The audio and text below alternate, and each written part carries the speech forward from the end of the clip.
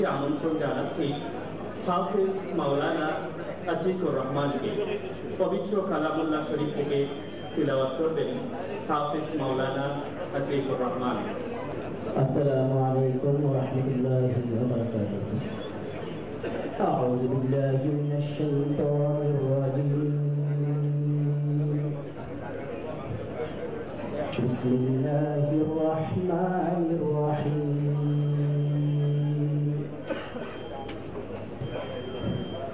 الذين يأكلون الربا لا يقومون إلا كما يقوم الذي يتخبطه الشيطان من المس، ذلك بأنهم قالوا إنما البيع مثل الربا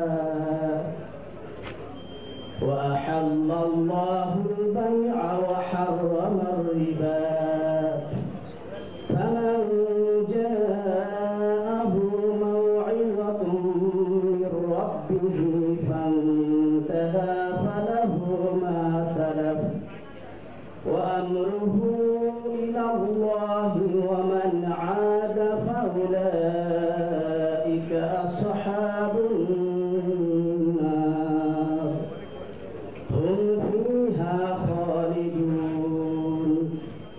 يمحق الله الربا ويربي الصدقات والله لا يحب كل كفار أثيم. ইরশাদ হচ্ছে, যারা সুদ খায় তারা কিয়ামতে দণ্ডায়মান হবে যেভাবে দণ্ডায়মান হয় ওই ব্যক্তি যাকে শয়তান আছর করে মহাবিষ্ট করে দেয়।